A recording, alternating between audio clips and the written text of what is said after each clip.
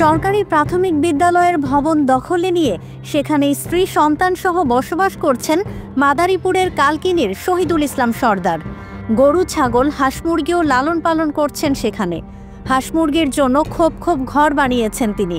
শোনা যায় মুরগির ডাক এবং হাঁসের প্যাক প্যাক শব্দ। এর মধ্যেই চলে কোমলমতি শিক্ষার্থীদের পাঠদান।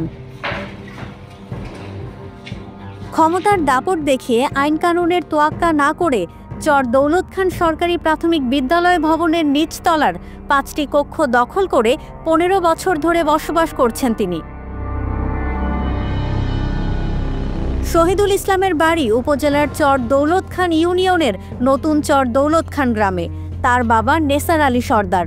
সহায় সম্পত্তি থাকা সত্ত্বেও শুধু প্রভাব খাটিয়ে স্কুলের মধ্যে গড়ে তুলেছেন নিজের সংসার।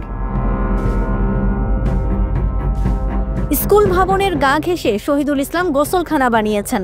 বাড়ির উঠানের মতোই দড়ি টানিয়ে কাপড় শুকাতে দেখা যায় সেখানে।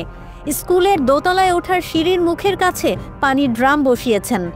স্কুল ভবনের নিচতলায় লাকড়ি, খড়ি ও বিভিন্ন জিনিসপত্রের বস্তা রাখা হয়েছে। সিঁড়ির নিচে বসিয়েছেন টয়লেট, যেখান থেকে সারাক্ষণ দুর্গন্ধ ছড়াতে থাকে। পুরো পরিবেশটা নোংরা ও স্যাঁতস্যাঁতে করে রেখেছেন শহীদুল ইসলাম। এরকম পরিবেশে ক্লাস করতে সমস্যার সম্মুখীন হচ্ছে শিক্ষার্থীরা।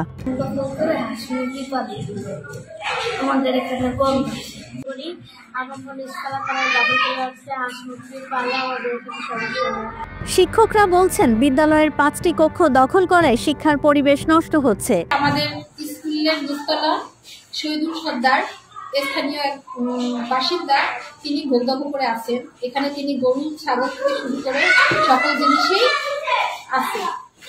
এই কারণে আমাদের স্কুলের পরিবেশ নষ্ট হচ্ছে। শিক্ষার্থীরা তাদের শিশুবান্ধব বিদ্যালয় পাচ্ছে না, খেলার মাঠ পাচ্ছে না, যার কারণে আমাদের পাঠদান এবং শিক্ষার্থীদের পাঠ গ্রহণের বাধাগ্রস্ত হচ্ছে।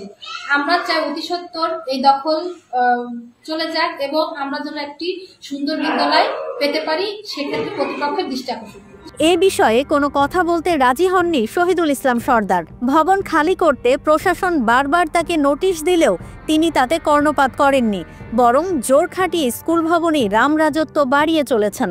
আমি অত্র উপজেলায় যোগদান করার পরে যখন আমার বিষয়টা আমি জানতে পারি যে আমাদের স্কুল ভবনটির কিছু অংশ অবৈধভাবে জনৈক শহীদুল ইসলাম দখল করে রেখেছে, তাকে সেখান থেকে সরে যাওয়ার জন্য আমি বারবার তাকে বলেছি এবং আমি সরজমিনে সেখানে গিয়ে তাকে এবং স্থানীয় লোকজনদেরকেও আমি বিষয়টা জানিয়েছি, কিন্তু উনি আমাদের কথায় কোনো ব্যবস্থা নেননি।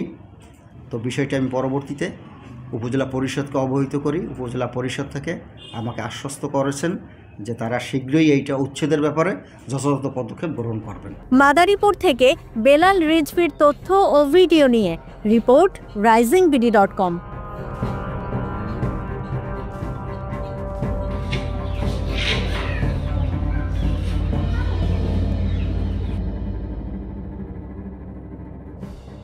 কেউ না বুঝলেও আমরা আপনার প্রয়োজন বুঝি, আর তাই তো অত্যাধুনিক ফিচার সম্বলিত বিভিন্ন সাইজ আর কালারের 250-টিরও বেশি ডিজাইন অপশন নিয়ে ওয়ালটন স্মার্ট ফ্রিজ বোঝে আপনার প্রয়োজন।